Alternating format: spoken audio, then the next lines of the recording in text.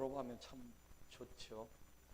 대학교 다닐 때까지는 참 좋은데 대학 졸업하면 방학이 없어서 가장 힘들다고 제가 말씀드렸는데, 평생을 방학 기다리고 사는데 주님 품에 가야 우리는 방학할 수 있는 줄로 믿습니다. 네. 오늘 이렇게 찬양단이 보니까 이렇게 새로운 멤버들로 이렇게 구성되고, 우리 김종수 집사님 왜 안 나왔냐고 했더니 면도를 안 해서 안 나왔다고 말씀하십니다. 찬양단이 찬양하는 모습을 이렇게 보는데 제 마음이 조금 이렇게 울컥한 마음이 좀 생겼었습니다. 제 앞자리에 오정순 집사님이 처음으로 섰는데, 평소에 멀쩡했던 분이 기분 나쁜 일 있는지 그냥 식탁을 발로 차고, 남편이랑 싸운 건 아니죠?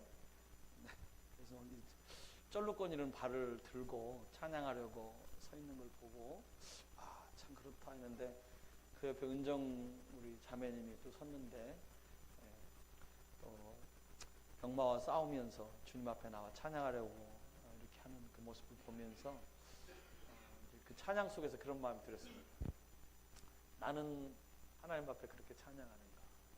그러니까 내 삶 속에서 하나님이 주신 그 여러 가지 어렵고 힘든 일들이 다 똑같이 있을 텐데 그럼에도 불구하고 나는 하나님을 찬양하는가?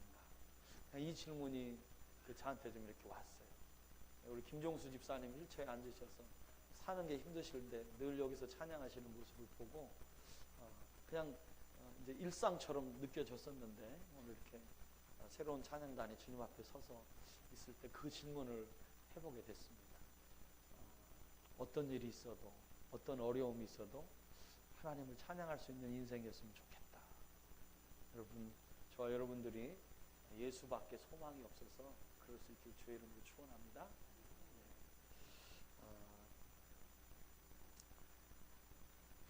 성경을 읽으면 제가 여러분에게 이렇게 설교를 계속해서 하게 할 때 정말 끊임없는 질문, 똑같은 질문을 성경에서 하고 있는 것을 발견합니다. 제가 여러분에게 이 설교를 지금 얼마나 오래 하고 있는지 여러분 모르실 텐데요. 예수님 그분이 누구시길래, 예수님 그는 누구신가? 여러분, 이 질문이 언제부터 계속됐죠? 제가 여러분에게 몇 번째 설교를 한 거죠? 사실은 누가복음을 시작하면서 끝까지 나온 얘기 질문의 핵심이 뭐냐면요, 예수님이 누구신가? 예수님이 누구신가? 여러분, 여러분의 삶 속에서 여러분이 만난 예수님은 누구십니까? 조춘영 형제님, 사랑하는 교회에 와서 만난 예수님은, 조춘영 형제님이 만난 예수님은 누구십니까? 제가 이 질문을 하고 싶어요. 한덕진 목사가 설교를 매일 하는데 이 설교 속에서 나오는 그 예수님, 설교를 통해서 만난 예수님은 누구십니까? 조춘영 형제님이 한덕진 목사를 만났을 때 내가 만난 한덕진 목사는 이런 사람이야 라고 얘기할 텐데, 많은 설교를 들으면서 조춘영 형제님이 만난 예수님은 과연 누구일까? 조춘영 형제님처럼 풍성하고 덕스럽게 생기고 누구 말해도 껄껄대는 그런 예수님일까?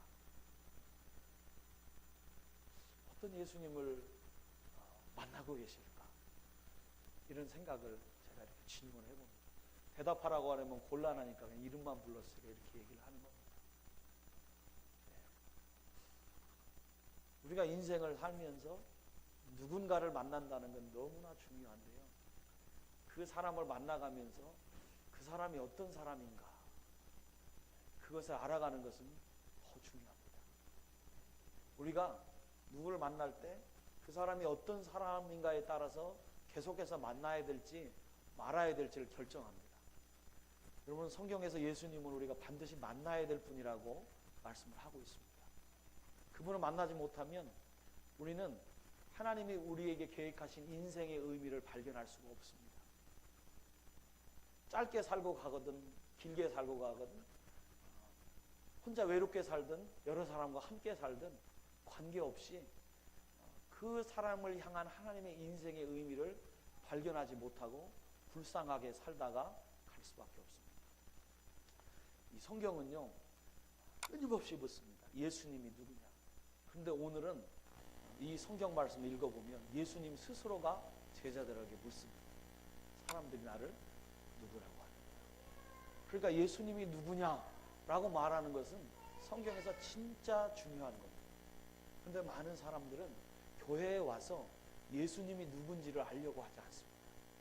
교회의 분위기를 즐기고 그냥 기도하면 보이지 않는 하나님께서 무엇인가 우리에게 떨어질 것 같은 그런 생각을 합니다. 근데 성경은 이렇게 말씀합니다. 너희가 하나님을 볼 수 있는 방법이 하나 있는데 나를 만나는 것이다. 나를 본 자가 하나님을 보게 될 것이다. 이렇게 말씀하십니다. 예수님을 만난 사람이 하나님을 상상할 수 있습니다. 예수님을 만나지 못한 사람은 하나님을 상상할 수가 없습니다. 그래서 예수님을 우리가 만나야만 되는 것입니다.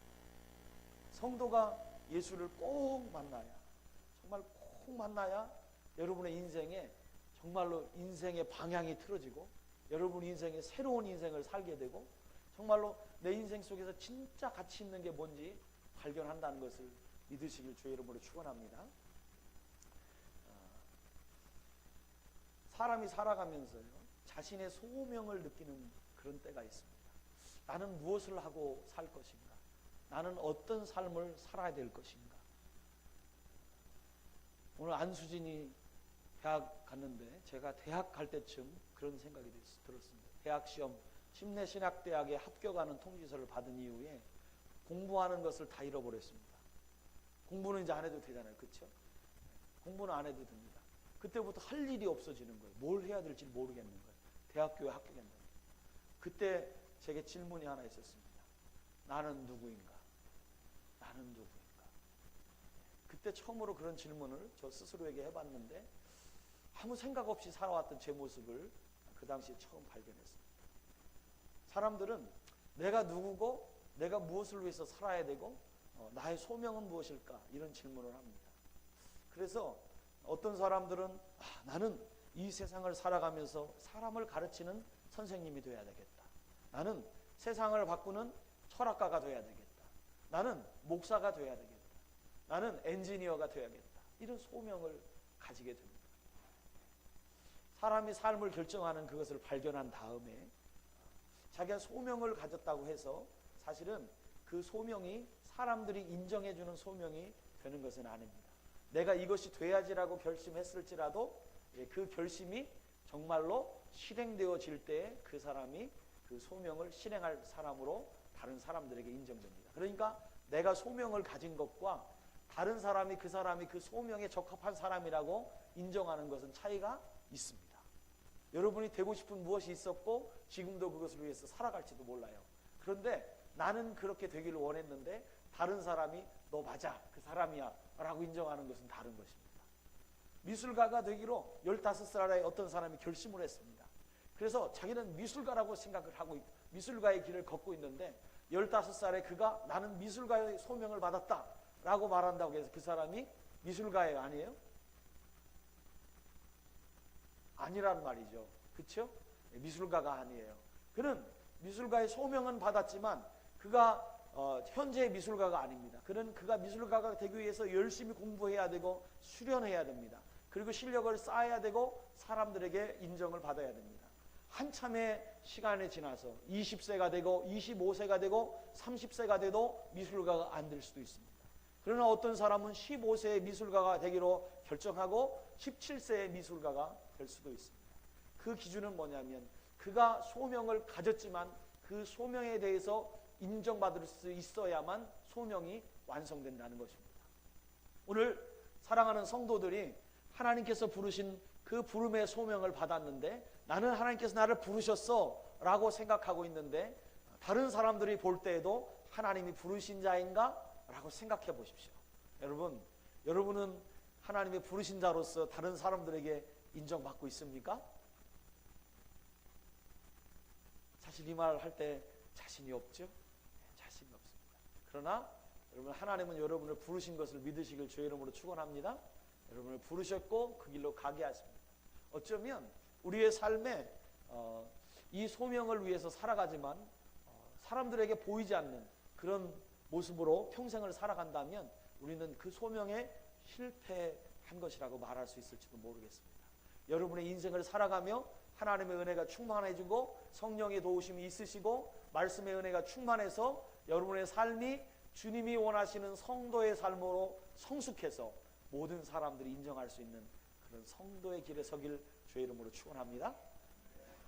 그렇습니다. 여러분, 예수님이요 태어나셔서 12살이 되고 메시아로서의 공식적인 소명을 침례받으면서 확인하시고 그 길을 걸어가십니다.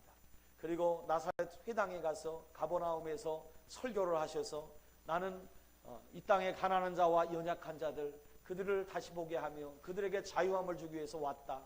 하나님께서는 주의 성령이 내게 임하게 하심으로 그 일을 하게 하실 것이다. 이렇게 선포를 하셨습니다. 사람들은 주님이 하시는 그 선포를 들었을 때 그것을 예수님의 소명이라고 인정을 해주거나 그분이 메시아로서의 사역을 감당할 수 있는 분이라고 인정하지 않았습니다. 설교를 듣는 그 순간에도 예수님을 비웃었습니다. 주님은 소명 받았지만 사람들은 인정해 주지 않는 것이었습니다. 주님이 메시아로 인정받아야만 사실은 주님의 모든 사역을 감당할 수 있을 것이라고 생각을 합니다. 그런데 주님께서 그 소명의 길을 걸어갈 때 사람들은 주님이 메시아처럼 보여지기 시작하는 그런 사건들을 경험하게 됩니다.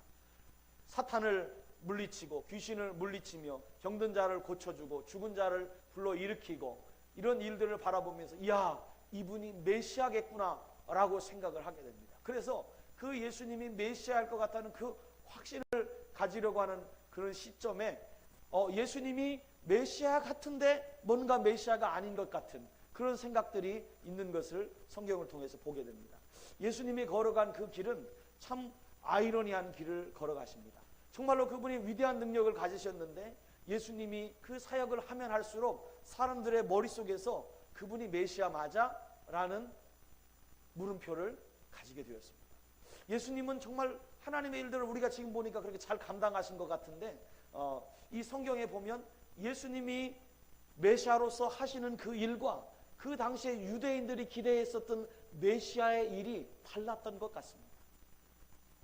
그래서 예수님이 그 사역을 감당하는데 예수님이 사역이 점점점 잘 되어져 가고 있는 그 상황에 사람들은 예수님에게 질문을 합니다. 당신이 그 메시아가 맞습니까? 예수님은 그 사역을 하면서 점점 외로워지는 길을 선택해서 걸어가고 있는 것을 여러분이 성경을 통해 읽어보면 잠깐 느낄 수가 있습니다.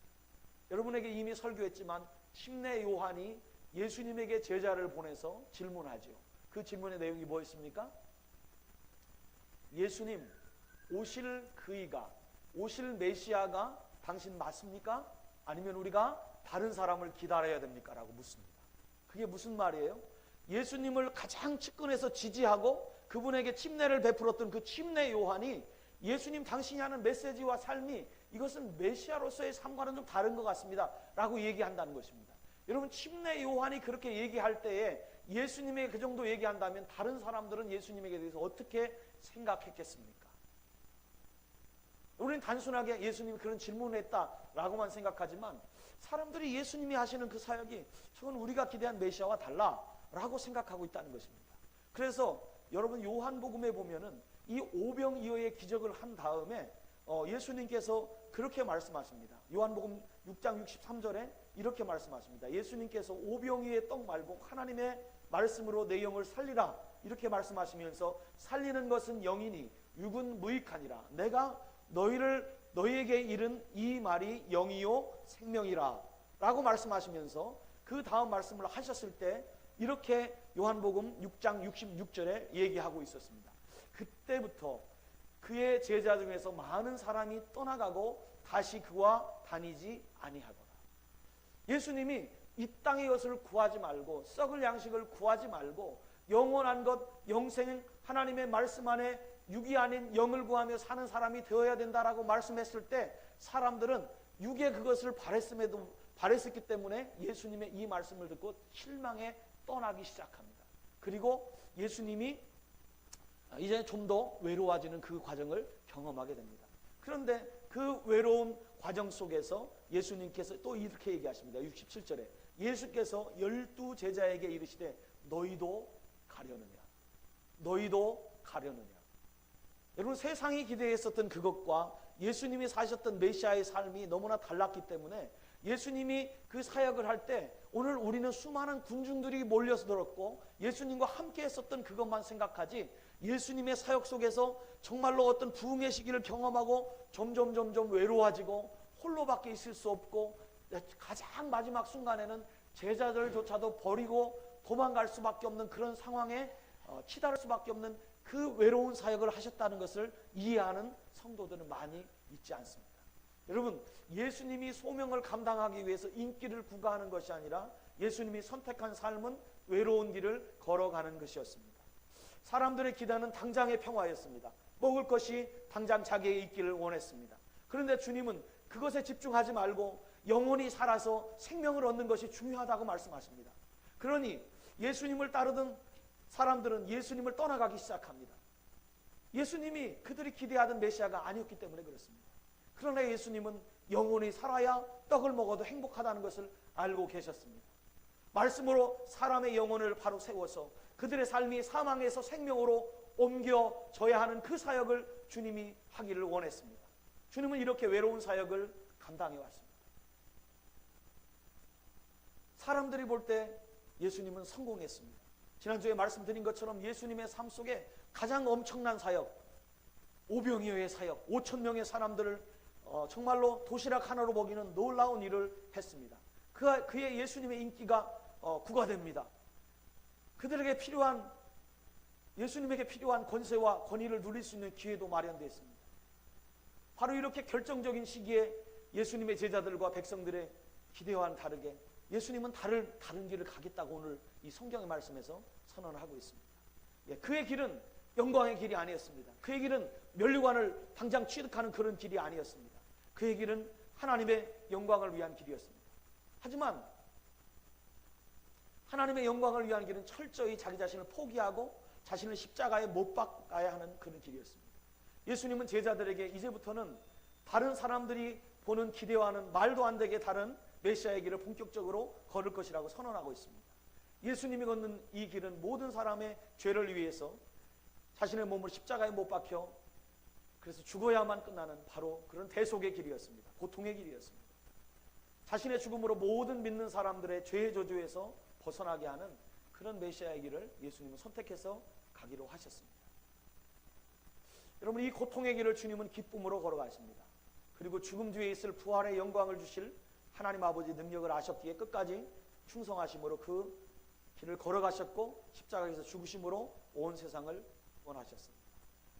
갈수록 외로워지는 그 길, 사람들이 인정하지 않더라도 기쁘게 가는 그 길, 예루살렘으로 가시면서 주님은 한 번도 후회하지 않았습니다.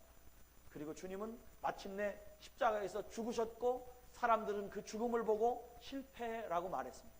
실패라고 말했던 그 죽음에 하나님께서 힘을 보태셨습니다. 예수 그리스도가 하나님의 능력으로 부활하셨습니다. 부활한 예수를 만난 사람들, 그제서야 그들이 깨닫게 되었습니다. 그가 진정 하나님의 아들이었다. 여러분, 예수님이 소명은 그분이 십자가에 죽는 그 순간까지도 그 누구에게도 인정받지 못했습니다. 성도가 살아가는 삶은 어쩌면 우리가 죽는 그날까지도 사람들에게 성도라는 이름으로 인정받지 못할지도 모릅니다. 그러나 예수님께서 그의 삶 속에서 영광을 취하지 않으셨지만 그 십자가와 부활로 인해서 하나님은 예수 그리스도의 그 사역이 온전하였던 것을 우리에게 보여주신 것을 믿으시길 주의 이름으로 축원합니다. 우리도 그렇습니다. 사도행전 2장 36절, 여러분 잘 아는 말씀입니다. 그런즉 이스라엘 온 집은 확실히 알지니 너희가 십자가에 못 박은 이 예수를 하나님이 주와 그리스도가 되게 하셨느니라. 여러분, 하나님께서 부르신 그 소명의 길에 끝까지 충성하면 아무것도 없는 것 같지만 반드시 인정해주는 그날이 있는 줄로 믿습니다. 예수의 소명은 사람들에게 인정받는 것이 아니었습니다. 예수의 소명은 하나님께 인정받는 것이었습니다. 오늘 성도의 소명은 사람들에게 인정받는 것이 아니고 하나님께 먼저 인정받아야 될 것을 믿으시길 주의 이름으로 축원합니다. 사람들이 뭐라 하는 것 두려워하지 마십시오. 주님만 두려워하시고 주님만 따르면 그 길이 고난의 길이어도 하나님은 반드시 영광의 열매를 주실 것입니다. 할렐루야. 바로 우리가 그런 믿음이 있어야 됩니다. 그래야 그 길을 걸어갈 때 뒤돌아보지 않을 수 있습니다. 여러분, 예수님께서 오늘 이 땅에 오셔서 우리가 이런 길을 걸어가신 그 예수님을 향해서 이 예수님의 말씀을 들으면서 오늘 예수님과 같이 우리가 어떤 길을 걸어야 될까 한번 이렇게 살펴보기를 원합니다. 오늘 예수님은 세 마디의 말씀을 이 성경 본문에서 제가 볼 때 하셨습니다. 그 세 가지의 말씀은 하나는 이것입니다. 세상 사람들이 나를 누구라고 하느냐. 두 번째 말씀은 너희는 나를 누구라고 하느냐. 세 번째 말씀은 너희 나와 함께 그 길을 갈래, 이 말씀입니다. 세상 사람들이 나를 누구라고 하느냐, 주님이 얘기합니다. 여러분, 이 질문의 타이밍을 한번 보십시오. 질문의 타이밍이 18절에 보면 예수께서 따로 뭐 하실 때요? 기도하실 때라고 얘기하고 있습니다. 여러분, 성경을 보면서 예수님이 기도하실 때는요, 그냥 기도하지 않습니다. 아주 중요한 말씀을 하시거나 아주 중요한 행동을 하시거나 아주 중요한 주님의 사역을 앞둘 때만 기도하십니다. 그러니까 예수님이 여기에서 기도하실 때 제자들에게 물어 이르되 무리가 나를 누구냐라고 얘기했다는 것은요, 아주 중요한 예수님의 사역의 타이밍이 왔다는 것입니다. 예수님은 심각하게 제자들에게 물어보고 계시다는 것입니다.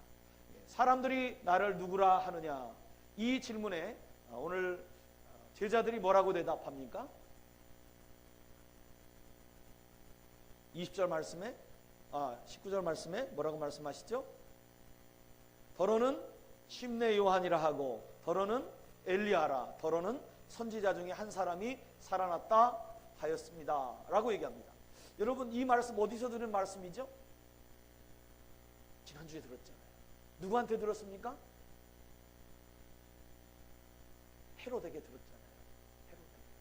헤롯이 예수님의 그 이야기를 듣습니다. 예수님의 이 모든 이야기를 듣고 심히 당황하니 이는 어떤 사람은 요한이 죽은 자 가운데 살아났다 하며 어떤 사람은 엘리야가 살아났다 하고 어떤 사람은 옛 선지자 중에 한 사람이 다시 살아났다 합니다.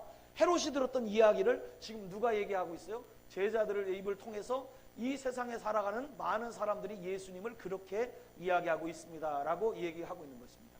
사람들의 귀에 예수님은 어떤 사람이냐, 사람들의 눈에 예수님은 어떻게 보여지느냐, 바로 오늘 이 성경의 말씀은 예수님께서는 특별한 선지자로 보여지고 있다는 것입니다. 여러분, 세상 사람들이 나를 누구라 하느냐라고 얘기할 때 오늘 이 이야기는 중요한 의미를 가지고 있습니다. 세상 사람들이 예수님을 누구로 인식하고 있는 것을 보는 것처럼 오늘 우리는 교회가 예수님과 같은 위치에서 교회는 세상에서 어떤 자리에 서 있어야 되는가, 이 이야기를 묻는 질문과도 같습니다. 여러분, 교회는 세상 속에 어떤 자리에 서 있어야 될까요? 세상 사람들 교회를 어떻게 불러야 될까요? 오늘 이 성경의 말씀을 보면 세상은 교회를 선지자처럼 여기길 원하고 있습니다. 오늘 세상은 예수님을 선지자로 바라보고 있습니다. 여러분, 이 선지자는 어떤 사람입니까? 제가 여러분에게 이미 말씀드렸던 것처럼 선지자는요, 이스라엘에서 제사장, 하나님께 예배하는 자가 있고 이스라엘을 다스리는 왕이 있습니다. 그런데 이스라엘 왕을 다스리는 왕은 하나님을 대신해서 다스리는 거예요. 그런데 이 하나님을 대신해서 다스리는 이 왕이 잘못 갈 때 하나님의 말씀으로 바르게 돌아오며 백성을 바르게 다스리라고 말할 사람이 필요하잖아요. 그래서 하나님의 입술이 된 사람이 누구라고요? 선지자인 거예요. 그래서 이 선지자는 왕이 잘못 다스리면 잘 다스리라고, 너 하나님의 말씀대로 다스리라고, 백성을 공의와 정의로 다스리라고 계속해서 얘기하는 사람이 누구냐면 선지자예요. 그래서 이 선지자는 어떤 사람이냐, 왕이 잘못 다스릴 때 하나님의 말씀을 선포하는 사람이 선지자가 되는 것입니다. 여러분, 이 선지자라는 이 뉘앙스를 들을 때 어떤 뉘앙스로 우리에게 들리는지 잘 보십시오. 헤롯은 선지자가 살아났다는 이야기를 들었을 때 어떻게 했다고 성경에 기록했습니까? 심히 놀라고 당황했다고 얘기하고 있습니다. 선지자의 이야기는 왕에게 있어, 통치자들에게 있어서, 잘못된 통치자들에게 있어서는요, 심히 놀라고 당황스럽고 꺼리낀 존재가 되는 것입니다. 왜냐하면 그 잘못 다스리는 다스림에 대해서 하나님의 뜻을 이야기하고 선포하기 때문에 그 선지자의 입술에서 나오는 이야기는 통치자들에게는 불편한 게 되는 거예요. 오늘 한국에 있는 교회가요, 세상 가운데 그런 교회가 되기를 주의 이름으로 축원합니다. 우리 성도들이 세상 속에서 선지자와 같은 역할을 감당하시길 주의 이름으로 축원합니다. 그런데 오늘 이 헤로드 왕에게는 꺼리끼는 사람이었지만 오늘 이 백성들이 예수님을 선지자라고 얘기했을 때 그 뉘앙스는 어떨까요? 심내 요한이 참 선지자, 하나님의 뜻대로 사는 사람으로 백성들이 여겼잖아요. 그렇죠? 하나님의 복음을 온전히 선포했었던 예레미야가 정말로 하나님의 있는 말씀을 심장으로 담아서 백성들에게 선포했잖아요. 그런 위대한 선지자라고 예수님을 여겼던 것은 뭐예요? 백성들에게 소망을 주고 희망을 주며 하나님의 공의를 선포하는 그런 사람이었다는 것을 말씀해 주는 거예요. 그래서 왕에게는 정말 부담스러운 사람이 선지자였고 백성들에게는 소망을 주는 사람이 선지자였어요. 그래서 오늘 이 땅에서 백성들은 오늘 이 예수님을 보고 그런 선지자와 같은 사람이라고 얘기를 하고 있는 것입니다. 여러분, 교회는요 세상 속에서 그런 존재가 되어야 되는 것이에요. 세상에 그런 소망을 줄 수 있는 교회가 되어야 되는 것을 믿으시길 바랍니다. 사랑하는 교회가요 다른 교회들보다 선지자적인 교회가 되었으면 좋겠습니다. 다른 교회에서 희망을 보지 못하는 사람이 이 교회에서 희망을 볼 수 있었으면 좋겠습니다. 우리 교회가 하나님이 기뻐하실 만한 그런 하나님의 말씀 가운데 거하는 교회, 하나님의 말씀의 능력 가운데 거하는 교회, 하나님의 올바름에 거하는 교회가 되시기를 주님의 이름으로 축원합니다. 맞아요. 여러분, 선지자의 율법, 여러분 이 선지자를 대표하는 이 선지자와 율법을 대표하는 말씀이 어디에 나오냐면 마태복음 5장 12절에 나옵니다. 그 선지자와 율법, 이것을 대표해서 예수님이 우리에게 표현해 주시는데 뭐라고 표현하십니까? 이렇게 얘기합니다. 기뻐하고 즐거워하라. 하늘에서 너희의 상이 클 것이다. 핍박받는 자들 향해 얘기합니다. 너희 전에 있었던 선지자들도 이같이 박해하였느니라 라고 하면서 그 문맥에서 뭐라고 얘기하시냐면 너희는 세상의 소금이다 라고 말씀합니다. 그 맛을 잃으면 세상이 어떻게 되겠느냐 라고 말씀합니다. 너희는 세상의 빛이다 라고 말씀하십니다. 빛은 산 위에 있어서 모든 사람에게 비추게 되는 것이라고 주님이 말씀해 주십니다. 이 일은 뭐라고요?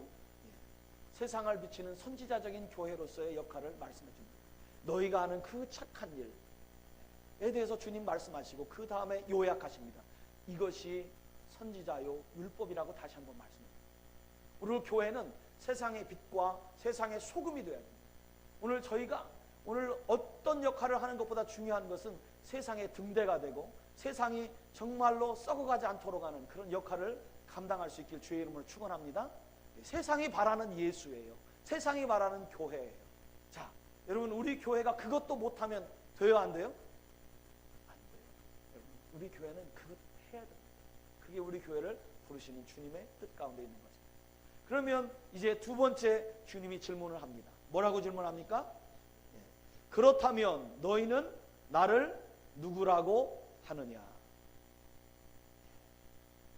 이렇게 주님이 질문합니다. 20절 말씀, 예수께서 이르시되 너희는 나를 누구라 하느냐? 자, 이게 무슨 말이에요? 세상 사람들, 예수를 바라보고 치유를 받으며 여러 가지 기적을 경험한 그 사람들, 예수님이 하시는 그 행동을 보면서 자기의 해방을 누리는 그 사람들이 예수에게 기대했던 그 말씀을 하고 나서 예수님은 선지자요, 정말로 이 세상에 하나님의 말씀으로 바로 선 사람입니다. 그들이 보는 눈은 정확합니다. 그런데 오늘 예수님이 그들의 대답 외에 또 하나의 질문을 합니다. 우리 공동체에 있는 우리에게 질문을 합니다. 그렇다면 여러분은 예수님을 누구라고 말씀합니까? 세상이 말하는 예수가 아닌 예수를 믿는 공동체 가운데 예수의 제자가 된 베드로와 요한과 12 제자들을 향해서 그렇다면 너희들은 나를 누구라고 말하느냐? 라고 주님은 묻고 계십니다. 사람들이 기대하고 이야기하는, 간증하는 예수는 누구입니까? 그들의 답은 선지자입니다. 자기들에게 희망을 주는 사람입니다. 공평과 정의라는 가치를 실행하는 사람들입니다. 그런 분이 예수님이라고 얘기합니다. 그렇다면 우리 성도는, 우리 성도가 얘기하는 예수는 누구여야 됩니까? 우리 성도가 주님 앞에 대답을 해야 됩니다. 우리의 이 질문, 우리는 이 질문에 뭐라고 대답을 해야 됩니까? 만약 성도가 가진 답이 세상과 같이 선지자라는 답이라면 오늘 이 베드로의 대답을 통해서 주님이 듣고 싶어하는 답이 무엇인지 여러분 생각해 보셔야 됩니다. 많은 사람들은 이 베드로의 대답을 단지 선지자와 같은 대답처럼 여기는 사람들이 많이 있습니다. 그래서 세상 속에서 것까지만 하면 된다고 여기는 사람이 많이 있습니다. 교회 세상의 빛으로만 있으면 된다고 얘기하는데 이 빛의 의미가 그냥 정의를 행하고 하나님이 원하시는 선을 행하는 것, 거기까지만 생각하는 사람이 너무나 많이 있습니다. 그러나 오늘 베드로는 말씀합니다. 예수님의 질문에 대해서 하나님의 그리스도이십니다 라고 얘기를 합니다. 여러분, 이 대답은요 단순한 그런 대답이 아닙니다. 여러분이 이미 이 말씀은 너무나 잘 알고 있습니다. 베드로는요 주는 살아계신 하나님의 아들이요 뭐 이렇게 말씀하지 않으십니다. 딱 한마디로 하나님의 그리스도이십니다 라고 요약해서 말씀합니다. 하나님의 그리스도, 하나님이 보내신 구원자라고 말씀을 하고 있는 것입니다. 그리스도가 누구입니까? 다윗을 대신해서 온 세상을 영원히 통치하실 분, 다윗과 같은 왕자로서 영원히 온 세상을 통치하시는 하나님의 보내신 사자가 그리스도입니다. 우리를 영원히 구원해 주시는 그분이 그리스도이신 것입니다. 여러분, 예수님은 하나님의 그리스도, 세상을 구원하기 위해서 이 땅에 오셨습니다. 예수님은 그냥 세상을 바르게 세우시는 분이 아니십니다. 예수님은 다윗의 영원한 왕위를 주셔서 온 세상에 하나님의 이름으로 다스리시는 메시아가 되실 것입니다. 예수님은 세상을 바르게 세우시고 그리고 그렇게 도전하도록 행동하시는 사회운동가 이상의 분이십니다. 예수님을 세상을 창조하신 하나님을 대신해서 인생을 절망하게 하고 사망의 권세 가운데 고통스럽게 하는 근본적인 사탄의 세력인 흑암의 권세와 싸워서 악의 권세를 몰아내시는 분이십니다. 예수님은 세상의 모든 한계로부터 오는 모든 절망을 이기고 모든 믿는 사람에게 생명의 부활을 노래하면서 하나님이 왕이 되어서 다스리게 하시는 그런 하나님의 메시아, 진실한 왕이 되실 것입니다. 여러분, 예수님은 그냥 운동하시는 분이 아니에요. 그냥 옳은 것을 보이시는 분이 아니에요. 그분은 바로 하나님 그 자신이라고 성경은 말씀하고 있는 것입니다. 저는요, 제가 성경을 통해서 세상 속에서 희망을 주는 그런 하나님을 발견했어요. 나는 그 희망을 쫓아서 장애인 사역을 감당했습니다. 그 사역 속에서 저는 열매도 맺고 있습니다. 그들에게 소망을 주는 것을 보고 참 저는 기쁨이 있습니다. 그런데 내가 거둔 이 모든 열매보다 나의 삶 속에서 나에게 가장 중요한 것은 나를 다스리는 왕 예수 그리스도를 제가 만났다는 것입니다. 그 왕을 통해서 저는 다스림 받고 있고 그 왕을 통해서 하나님의 나라를 제가 경험하고 있다는 것입니다. 세상에 그 좋은 일을 하는 것보다 더 중요한 것은 예수 그리스도가 나의 왕이 되셨다는 것입니다. 예수 그리스도를 통해서 하나님이 나의 아버지가 되심을 회복했다는 것입니다. 여러분, 세상에 어떤 권세가 찾아와도, 세상이 무너지는 고난이 찾아와도 저는 무너지지 않을 희망을 발견했습니다. 왜요? 사회운동가가 주는 그런 공평과 정의가 아닌 영원한 하나님의 나라가 제 손안에 있기 때문에 그런 것입니다. 사랑하는 성도 여러분, 저와 여러분들이 여기에서 주님의 일들을 감당하면서 우리가 발견한 그 선함이 무엇입니까? 그 선함을 발견하는 것이 중요하지만 그 선함, 그 도덕적이고 가치 있고 의미 있는 것보다 더 중요한 것, 그것을 영원하게 하시는 예수를 붙잡아야 되는 것을 믿으시길 주의 이름으로 축원합니다. 우리의 고백 속에 여러분 이것을 반드시 놓치지 마십시오. 정말 놓치지 마세요. 그것을 놓치면 우리는 다 끝나는 것입니다. 그래서 주님이 얘기하는 것입니다. 예수님이 누구냐라는 질문에 대해서 그 성도들이 어떤 대답을 하느냐에 따라서 성도의 삶은 달라집니다. 선지자로만 예수님을 바라보는 사람은 세상에 나가서 사회를 바르게 하고 세우는 그런 것 다 끝나게 될 것입니다. 그러나 예수님이 하나님의 아들이라고 얘기하는 그 사람은 이 세상에 하나님의 나라가 임하게 하는 그 모든 것을 위해서 충성하다가 예수님과 함께 십자가를 지고 죽을 수 있을 만큼 그런 아름다운 삶을 살 수 있을 것을 믿습니다. 여러분, 이제 예수님이 한 가지 말씀을 합니다. 이렇게 성도들을 향해 얘기합니다. 내가 만약 메시아라고 내가 고백한다면 너는 나를 따를 수 있겠느냐? 내가 만약 나를 메시아라고 생각한다면 너는 나를 따를 수 있겠느냐? 여러분, 따른다는 게 뭡니까? 그분과 함께 길을 가는 것입니다. 그분과 함께 길을 가는 것이 무엇입니까? 그분이 머리 둘 데 없으면 나도 머리 둘 데가 없는 것입니다. 그분이 식사하시면 나도 식사하는 것입니다. 그분이 가난한 자를 만나면 나도 가난한 자를 만나는 것입니다. 그분이 하나님 앞에 기도하면 나도 기도하는 것입니다. 네가 나를 따를 것이냐라고 얘기하는 이 말씀은 그냥 그 길을 따라가면서 그분 할 일 하고 나 할 일 하는 그것을 얘기하는 것이 아닙니다.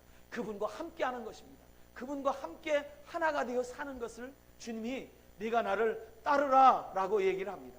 이 따르라는 말, 이것은 뭐예요? 진정한 삶의 목적이 무엇이냐? 네가 나를 메시아라고 여긴다면 너의 삶의 목적을 나의 길에 두지 않으련? 네가 나를 메시아라고 여긴다면 내가 이 세상을 구원하고 이 세상에 진정한 소망을 주며 흑암의 권세가 이기지 못하는 사탄의 모든 저주를 끌어버리는 그 일에 너의 삶의 목적을 두지 않으련? 이라고 말씀합니다. 여러분, 우리 교회 교인들이 사회복지를 하는 교인들이 많고 사회복지의 대상이 된 교인들이 많습니다. 저는 이 성경의 이야기를 통해서 얘기합니다. 여러분, 사회복지가 세상의 이상이 아니에요. 제발 믿음과 사회복지를 하나라고 여기지 마세요. 하나의 방편이 사회복지는 될 수 있지만 그것이 목적이 되어서는 안 됩니다. 오늘 주님은 우리에게 이것을 얘기해 주는 것입니다. 세상을 위로하는 그것보다 더 중요한 근본적인 일을 위해서 우리를 부르고 계시고, 그 근본적인 일은 정말로 주님이 십자가의 죽음으로 한 사람을 위해 죽어서 그 영혼을 구원하는 그 일이라고 주님이 말씀해 주시는 것입니다. 영원한 사망의 권세로부터 우리를 건져 올려서 정말로 흑암의 권세가 이기지 못하는 그 놀라운 권능으로 말미암아 하나님의 나라에 대한 희망이 이 땅에 있다는 것을 세상이 발견하게 하는 것이 정말로 주님이 원하시는 사명의 길인 것입니다. 여러분, 성공의 길을 달려가고 있었던 예수님이었어요. 찾아와서 예수님 면류관을 쓰십시오. 예수님, 이제 당신이 우리의 왕이 되십시오. 요한복음 6장의 말씀을 지난주에 읽었잖아요. 사람들을 먹이고 사람들에게 다 주니까 사탄이 예견한 것처럼 사람들이 찾아와서 우리의 왕 되주세요. 주님같이 이렇게 좋은 일을 하는 사람 우리의 왕 되주세요 라고 얘기하잖아요. 예수님은요, 영광을 취할 자리가 되었어요. 그런데 예수님이 그 이야기를 듣고 그들을 떠나 산으로 가버리시더라고요. 다시 한번 예수를 찾아와서 왕 되달라고 하는 그들을 향해서 주님이 말씀하십니다. 나는 왕 될 수 없어요. 여러분, 내가 가는 길은 왕 되는 길이 아니에요.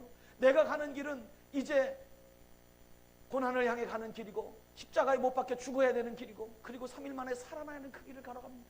이제 나는 죽으러 갑니다. 여러분, 세상에 성공했었던 성공의 가도를 달리던 어떤 사람이 어느 날 사라졌다고 생각해 보세요. 있을 수 없는 일입니다. 예수님은 성공의 가도를 걸어가고 있었어요. 사람들은 메시아로 기대하고 있었어요. 정말로. 그런데 그 메시아의 길이라고 생각했던 그것을 지금 거부하기 시작하는 거예요. 사람들이 생각했던 세상을 구원하는 그 길을 거부하기 시작하는 거예요. 그리고 얘기합니다.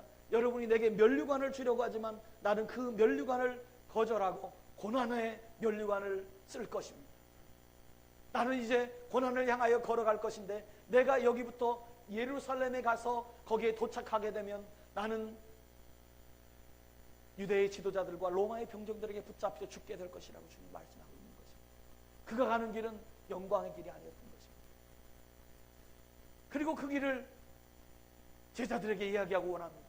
그런데요, 제자들은 어떤 생각을 했을까요? 이런 생각을 했습니다.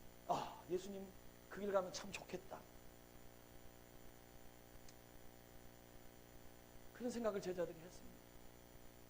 주님의 제자 야고보와 요한이 주님을 향해서 얘기하잖아요. 주님이 그 자리에 가거든 하나는 주의 우편, 하나는 주의 좌편에 있게 해주십시오. 예수님이 얘기합니다. 너 내가 받는 침례를 받을 수 있느냐? 너 내가 받는 그 잔을 마실 수 있느냐? 그렇게 얘기합니다. 그랬더니 그들이 뭐라고 얘기합니까? 아멘이라고 얘기합니다. 제가 그건 마실 수 있습니다. 주님이 가는 그 길은 그 영광의 길이 아닌데 그 제자들은 여전히 주님과 함께하면 그 영광의 길이라고 생각하고 그 왕 옆에 앉아있어 마시는 그 축배의 잔을 마실 거라고 얘기하지만 그들의 오해는 예수님의 생각과 너무나 달랐습니다. 주님은 제자들을 향해서 그 길을 걸어가자고 하는데 제자들은 그 길이 영광의 길이라고 생각할 수도 있습니다. 오늘 우리의 성도들이 주님이 원하시는 그 길을 걸어갈 때 주님이 함께 가자, 영광의 길이야. 주님이 함께 있는 길은 축복의 길이야. 이렇게 생각할 수 있는데 그 영광과 축복이 우리가 생각하는 영광과 주님이 생각하는 영광이 다를 수 있다는 것입니다. 주님이 생각하는 영광, 우리가 생각하는 영광, 여러분 같습니까? 주님은 죽어가고 있는 사람들을 잠깐 심폐소생을 해서 살려놓는 그 일을 하기 원치 않으시는 거예요. 잠깐 죽어가는 영혼을 잠깐 살려주는 그 일을 하기를 원치 않으시는 거예요. 주님은 지금 죽더라도 영원히 살 수 있는 그 일을 하고 싶은 거예요. 여기 있는 성도들이 다 지금 죽어도, 오늘 죽어도 괜찮은 그 일을 하고 싶은 거예요. 오늘 우리 교회 성도의 한 사촌 조카 되는 형제가 20살 정도밖에 되지 않았는데 돌아갔습니다. 어떻게 돌아갔는지 제가 그 이야기는 듣지 못했습니다. 20대의 나이에 갔습니다. 정말 마음이 아픈 일이죠. 여러분, 이 땅에서 그 영혼을 잃어버린 것, 그와 믿는지 안 믿는지 전 잘 모르지만 그 영혼을 잃어버린 것을 우리가 아파해야 되잖아요. 그렇지 않아요? 여러분, 그런데 한 가지만 더 물어볼게요. 지금 죽어도 후회 없는 삶을 살고 있습니까? 물어볼게요.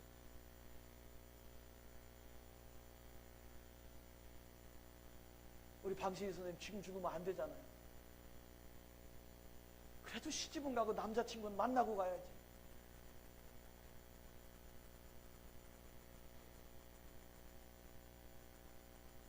안 그래요? 제가 물어봐요. 진짜 후회 없어요.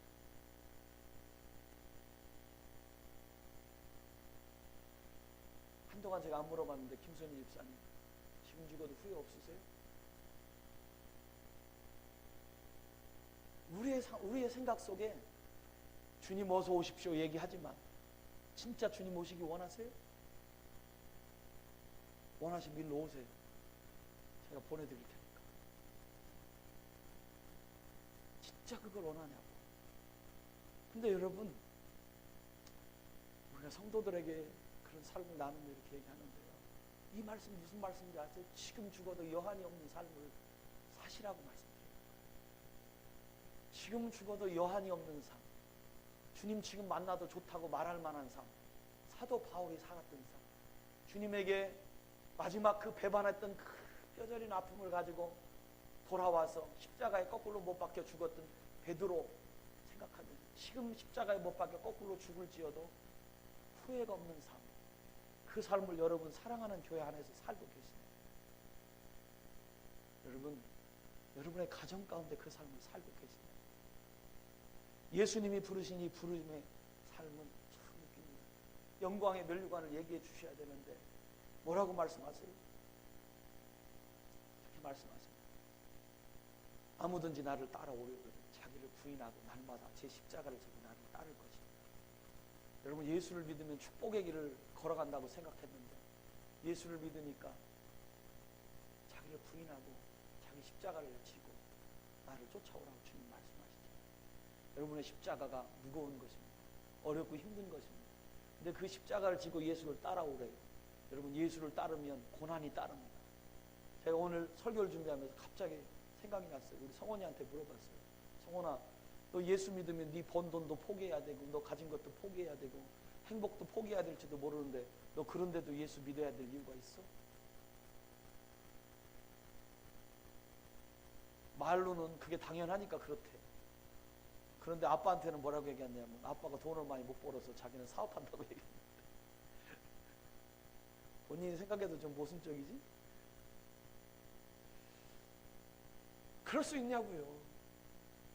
여러분, 살아보니까 참 힘들어요. 제가 우리 아이들이 크지 않을 때는요, 통장에 돈이 얼마 들어오는지 관심이 없었어요. 그런데요, 시간이 지나가고 아이들을 공부시켜야 되고 또 빚도 생기고 그걸 갚아야 되는데 이자가 많아지고 어느 날은 야, 언제 통장에 돈 들어오나, 내 월급 언제 들어오나 이 고민이 되더라고요. 난 주님만 위해서 산다고 했는데 통장의 잔고를 보는 날이 오더라고요. 걱정하면서 근심할 때도 있더라고요. 그것을 다 포기하는 것이 십자가라고 얘기하면서도 거기에 붙들려 사는 제 모습을 보게 되더라고요. 여러분, 그게 인생이고 삶입니다. 그런데요, 지금은 그것을 때로는 보고 이것을 보내야지 걱정하는데 그러면서도 한 가지 제게 있는 것이 있습니다. 그럼에도 불구하고 하나님이 그것으로 인해서 제 평안을 뺏어가지 못합니다. 여러분, 예수님의 길, 영광의 길, 십자가의 길, 세상을 영원히 살리는 그것이라는 그 길이 참 쉽지 않은 그런 길. 근데 주님이 그 쉽지 않은 길을 가려면, 그 쉽지 않은 길을 가려면 우리에게 이 대답이 먼저 있어요. 주님 하나님의 그리스도이십니다. 주님이 세상을 구원하실 분이시고 그 세상 속에 있는 나도 구원하실 분이십니다. 나는요 그거 믿습니다. 그래야 주님과 함께 걸어갈 수 있어요. 여러분, 사랑하는 교회 주님이 그냥 세우시지 않으셨잖아요.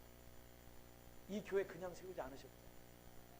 이 교회를 세우신 주님의 뜻을 우리 이 성경의 말씀 속에서 여러분 발견하시길 바랍니다. 주님과 함께 고난받을 준비가 되어 있습니까? 아직 안 되어 있는 거예요. 그렇게 살다가 오늘 죽어도 후회 없기를 주의 이름으로 축원합니다. 주님이 우리의 왕 되신 걸 고백해야만 죽어도 후회가 없어요. 말씀을 마무리합니다. 진정한 삶의 목적은 영생을 주는 십자가를 달게 지는 삶을 선택하는 것입니다. 진정한 영광은 잘 나갈 때 면류관을 쓰는 것이 아니라 잘 나갈 때 주님을 위해서 십자가를 지는 것입니다. 여러분, 오늘 주님은 너무나 사람들이 생각하지 못하는 그 고백을 여기 하고 있는 것입니다. 세상적으로 잘 나갈 때 그것을 내려놓을 수 있는 그런 놀라운 결단이 주님에게 있었고, 그 내려놓음은 세상을 구원하는 구원의 출발점으로 새롭게 우리에게 보여집니다. 예수님은 처음으로 나는 이제 십자가를 향해 가겠다라고 말씀합니다. 여러분의 삶 속에서 여러분 처음으로 주님을 위해서 헌신하겠다라고 결심한 그때를 기억하시고 이제 세상에 나가거든 주님과 함께 십자가 지고 영원한 생명을 위해서 사시는 그런 영광의 삶이 되시기를 주님의 이름으로 축원합니다. 우리 시간에 한번 기도하시겠습니다. 한번 기도하실 때에 나는 무엇을 위해 살아왔는가 한번 생각해 보십시오. 나의 인생의 열매는 있는가? 없다면 하나님, 나는 인생을 다 살았을 때 생명을 열매로 거둘 수 있도록 도와주십시오. 하나님, 진정으로 주님이 기뻐하는 세상이 이 땅에 임하도록 주님을 위해 헌신하게 하옵소서. 주님 앞에 한 목소리 좀 결단의 기도를 드렸으면 좋겠습니다. 은혜로우신 아버지 하나님, 감사합니다. 오늘 하나님의 말씀을 우리가 듣습니다. 하나님, 세상에 썩을 것을 위해서 일하지 말고 영원한 생명이 있는 것을 위해서 일하라는 주님의 말씀을 다시 한번 기억합니다. 하나님, 너희가 사람을 기쁘게 하는 자냐 하나님을 기쁘게 하는 자냐 물었었던 사도 바울의 말씀처럼 하나님, 우리가 하나님을 기쁘게 하는 자라는 이름을 가지기를 원합니다. 하나님, 우리가 살아가되 세상에 잠시 기쁨을 주는 사람으로 살지 않고 세상에 영원한 희망을 주는 삶으로 살 수 있도록 우리를 도와주시옵소서. 예수님을 단순한 선지자로 여기는 세상의 사람들에게 그런 소망을 주어야 되지만, 그러나 세상에 영원한 빛을 줄 수 있는 아버지 하나님의 권세 있는 삶을 살 수 있도록 주님 도와주시옵소서. 하나님, 지금 죽어도 괜찮을 만한 아버지의 후회 없는 부르심의 삶을 우리가 살 수 있도록 도와주셔서 사랑하는 교회 성도들이 주님 앞에 기쁨이 있고 생명이 있는 그런 삶을 살 수 있도록 주님 함께해 주시옵소서.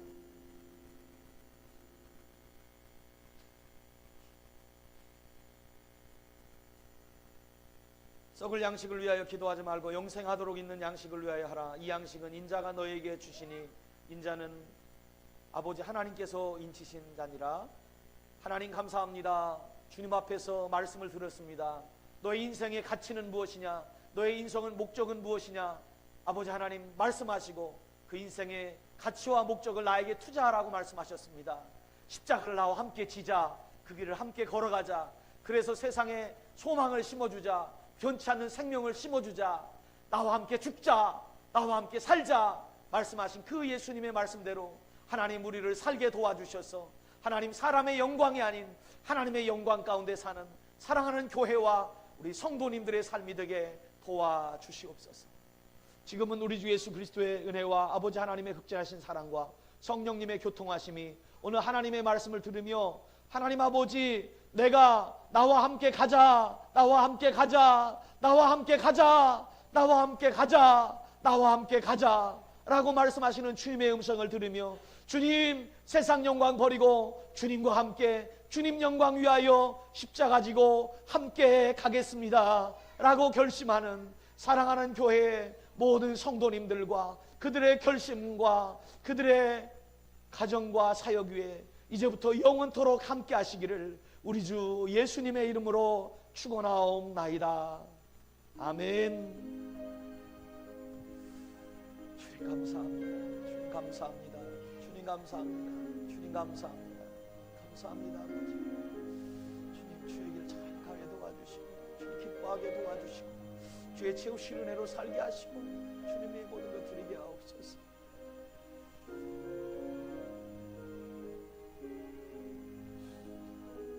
평화 하나님의 평강이 우리 서로를 축복해 줍시다. 우리 좀 어려워도 그 길 같이 갑시다. 주님이 기뻐하시는 길 우리 같이 갑시다. 서로 한번 축복해 주시면 좋겠습니다. 하나님의 평강이 당신의 삶에 넘쳐나기를. 평화 하나님의 평강이 당신의 삶에 가득하기를 축복합니다. 사랑 하나님의 사랑이 사랑 하나님의 사랑이 당신의 삶에 넘쳐나기를. 사랑 하나님의 사랑이 당신의 삶에 가득하기를 축복합니다. 아멘. 감사합니다. 3층에 가서 같이 교제하시겠습니다.